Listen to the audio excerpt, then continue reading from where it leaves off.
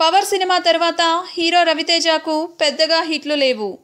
Routine యాక్షన్తో వరుస ఫ్లాపులు తెచ్చుకున్న రవితేజ ఇప్పుడు కెరీర్ గురించి జాగ్రత్త పడుతున్నాడు. అందుకే ఏడాది కాలంగా ఏ సినిమా చేయలేదు. ఈ మధ్యలో కొత్త హీరోలందరూ ఫామ్లోకి వచ్చేశారు. కొత్త హీరోల కాంపిటీషన్ను తట్టుకోవడానికి మళ్ళీ రెడీ అయ్యాడు. సరికొత్త లుక్తో ముందుకు వచ్చాడు. ఆడియన్స్కి తనకి వచ్చిన గ్యాప్ను ఫిల్ చేయడానికి ఒకేసారి 2 సినిమాలకి గ్రీన్ సిగ్నల్ ఇచ్చాడు.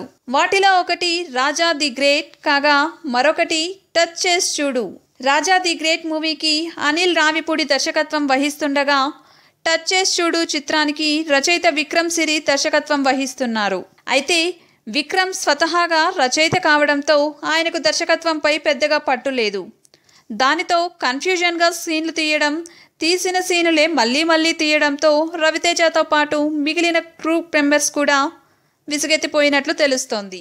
రవితేజ అయితే ఒకరోజు షూటింగ్ వదిలేసి వెళ్ళిపోయాడట. దీనితో నిర్మాతలు ఇంటికి వెళ్లి రవితేజను కన్విన్స్ చేయాల్సి వచ్చింది. దర్శకుడి చేత కూడా సారీ చెప్పించడం జరిగిందట.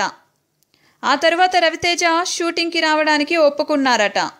అయితే ఈ సినిమాకు ఎవరైనా అనుభవజ్ఞుడైన డైరెక్టర్ను షాడో డైరెక్టర్గా నియమిస్తేనే చేస్తానని కండిషన్ పెట్టారట రవితేజ.